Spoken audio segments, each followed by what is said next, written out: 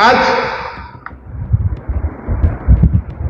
जो सबसे बड़ा खतरा एक बना हुआ है, जो कल्चरल वॉर चल रहा है पूरी दुनिया में, जो गाजा पट्टी में चल रहा है, इससे हम पहले 500 साल पहले भी परेशान थे और आज भी परेशान हैं। मैं बार बार कहता हूं, सठे साठ्यम समाचरेत, ये कहां का सिद्धांत है? जोर से बोलिए, भारत का। लोहा लोहे को काटता है, ये कहां कहा जाता है? भारत। भय बिन होय न प्रीत, ये कहां लिखा है? रामायण में। जिन देशों ने सठे साठ्यम समाचरेत सिद्धांत को अपना लिया, वहां शांति है, समृद्धि है, खुशहाली है। जिन देशों ने भय बिन होय न प्रीत इस सिद्धांत को अपना के अच्छे सिस्टम बना दिए, वहां शांति है, समृद्धि है, खुशहाली है, व्यापार फल फूल रहा है। इसका उदाहरण है आपके सामने सिंगापुर। 50 साल पहले कुछ नहीं था, आज दुनिया का सबसे डेवलप्ड कंट्री हो गया। 50 साल पहले जापान में कुछ नहीं था, आज दुनिया का सबसे डेवलप्ड कंट्री हो गया। 50 साल पहले कोरिया में कुछ नहीं था, आज दुनिया का सबसे डेवलप्ड कंट्री हो गया। चीन हमसे 2 साल के बाद आजाद हुआ। हम 1947 में आजाद हुए, चीन 1949 में आजाद हुआ। आज विश्व महाशक्ति बन गया। क्यों? क्योंकि उन्होंने सठे साठ्यम समाचरेत सिद्धांत को अपनाया। अभी कुछ दिन पहले सिंगापुर में एक व्यक्ति के पास 900 ग्राम गांजा मिला था, मात्र 900 ग्राम। 1 साल के अंदर फांसी हो गई उसको। दोबारा सिंगापुर में कोई गांजा लेके घूमेगा क्या? बोलिए जरा। नहीं। अभी चीन में एक कंपनी, सरकार गवर्नमेंट कंपनी के जीएम ने ठेकेदार से 2 लाख युआन ले लिया था, फांसी दे दिया। अब चीन के जापान में चीन की सरकारी कंपनी कोई अपने पैसा मांगेगा क्या? कुछ दिन पहले कोरिया में एक आदमी अवैध रूप से घुस गया था, 20 साल सजा हुई है, 20 साल की। दोबारा कोई कोरिया में घुसने की कोशिश करेगा क्या? नहीं। सठे साठ्यम समाचरेत। हमारे यहां 5 करोड़ तो घुसपैठिए आ चुके हैं, 5 करोड़। और वो घुसपैठिए इसलिए बैठे हुए हैं क्योंकि घुसपैठ के खिलाफ हमारे पास कोई कठोर कानून नहीं है।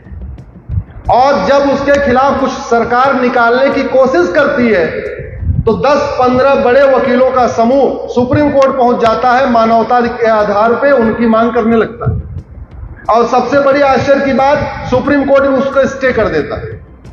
तो पहली बात तो घुसपैठिए पकड़े नहीं जाते, और पकड़ में भी आ गए, पुलिस ने मान लो पकड़ भी लिया, मामला बाद में उसको कोर्ट से स्टे मिल जाता है। आज की डेट में न्यायिक व्यवस्था के असफलता का ही कारण है कि भारत में अपराध कम नहीं हो रहा। आप लोग टीवी पे सुनते होंगे, आज यहां हत्या हो गई, आज वहां हत्या हो गई, आज वहां हत्या हो गई, वहां हत्या हो गई। इस हत्या का मूल कारण यही है।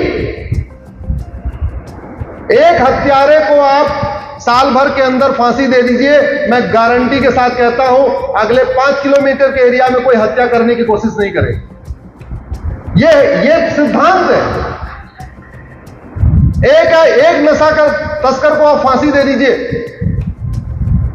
20 किलोमीटर के एरिया में कोई गांजा की पुड़िया लेकर आपको दिखाई नहीं पड़ेगा। आज की डेट में नशा तस्करी हमारे लिए बहुत बड़ा एक खतरा बन गया।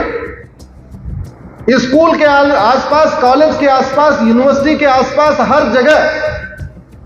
यहां ऐसा नहीं है, मैं यहां की बात नहीं कर रहा हूं, लेकिन ये एक सामान्य सी प्रक्रिया है कि सिगरेट के पैकेट में, पान के पैकेट में, बीड़ी के पैकेट में अफीम, चरस, गांजा बेचा जा रहा है। हमारी युवा पीढ़ी बर्बाद हो रही है। चंद लोग फायदा उठा रहे हैं, चंद लोग पैसे कमा रहे हैं इस ड्रग स्मगलिंग से। पहली बात तो कानून कमजोर है, दूसरा जितना है भी उतनी भी सजा नहीं होती। सुप्रीम कोर्ट में मेरी पीआईएल चल रही है, जिसमें मैंने यही कहा, ये ड्रग स्मगलिंग हमारे लिए एक राष्ट्र की सुरक्षा के लिए बहुत बड़ा खतरा हो चुका है। ड्रग स्मगलिंग आप मानते हैं कि नहीं सुरक्षा के लिए हमारे खतरा है? जोर से बोलिए जरा। और जो राष्ट्र की सुरक्षा के लिए खतरा हो उसके लिए कानून है, उसको कहते हैं एनएसए, नेशनल सिक्योरिटी एक्ट। लेकिन न पुलिस वालों को पता है कि हाँ एनएसए लगाना है, न कप्तान को पता। जिनको पता भी अगर लगा भी देते हैं बाद में कोर्ट उसको स्टे कर देती है।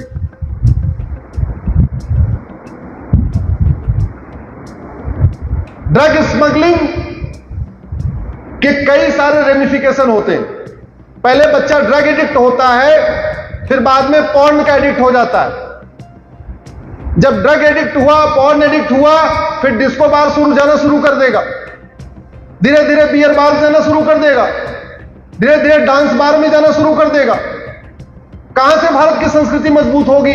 और भारत की संस्कृति को मजबूत करना केवल सरकार का काम नहीं है। भारत की संस्कृति को मजबूत करना हमारे सुप्रीम कोर्ट की भी यही ड्यूटी है, हाई कोर्ट की भी यही ड्यूटी है, डिस्ट्रिक्ट कोर्ट की भी यही ड्यूटी है। ये सब संविधान के दायरे में है। और संविधान अगर कहता है भारतीय संस्कृति को मजबूत करो, तो नशा भारत की संस्कृति को कमजोर करता है। इसका मतलब नशे के खिलाफ कार्रवाई करना ये सरकार की भी ड्यूटी है, ये कोर्ट की भी ड्यूटी है, ये जज की भी ड्यूटी है, ये सबकी ड्यूटी है।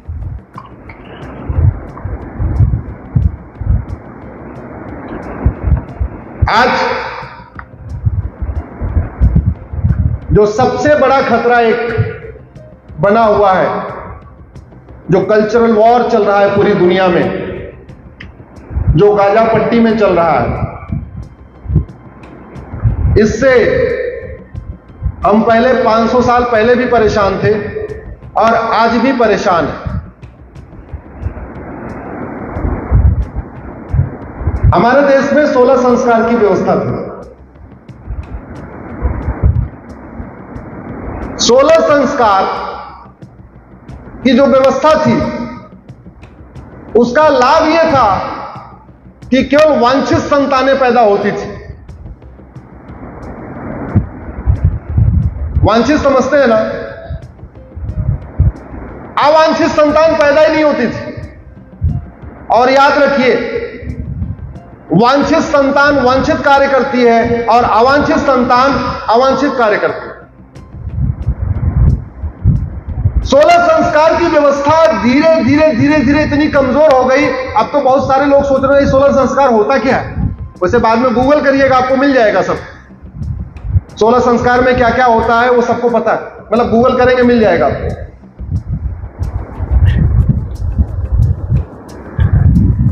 16 संस्कार पहले गुरुकुल के माध्यम से पूरे समाज में फैलता था। गुरुकुल बंद हो गए, आधे गुरुकुल मुगलों ने बंद कर दिए, बाद में अंग्रेजों ने बंद कर दिए। अब क्या चल गया भारत में? राइट टू एजुकेशन चलता है। लेकिन अल्टीमेटली शिक्षा का प्रचार प्रसार करना इस कानून के अंतर्गत सरकार की ड्यूटी हो गई।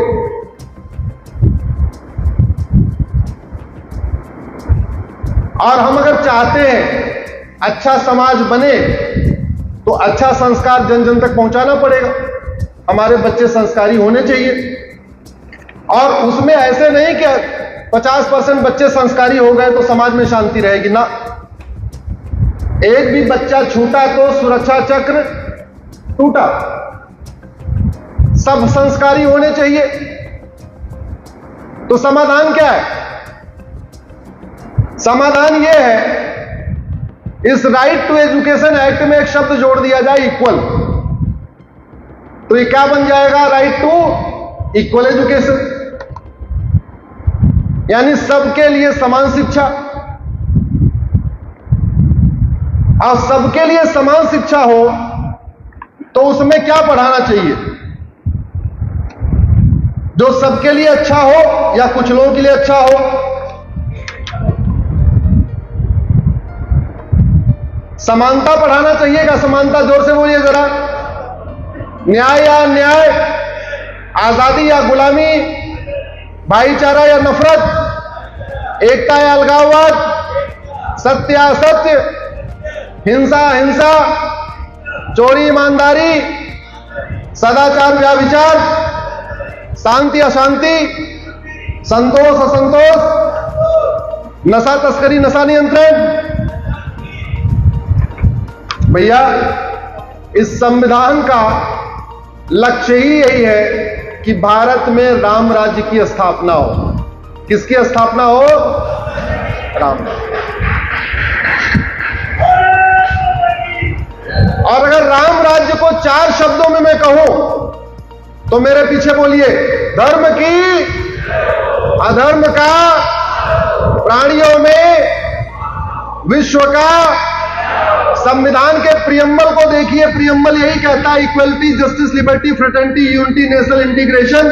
अगर उसको हिंदी में मैं कहूं तो संविधान कहता है, सरकार से कहता है, प्रधानमंत्री से कहता है, राष्ट्रपति से कहता है, मुख्यमंत्री से कहता है, चीफ जस्टिस से कहता है, सबसे संविधान यही कहता है, ऐसी व्यवस्था लागू करो जिससे धर्म की जय हो, ऐसा कठोर कानून बनाओ जिससे अधर्म का नाश हो, ऐसी शिक्षा व्यवस्था स्थापित करो जिससे प्राणियों में सद्भावना हो, और ऐसी नीतियां बनाओ जिससे मानव कल्याण हो, विश्व कल्याण हो।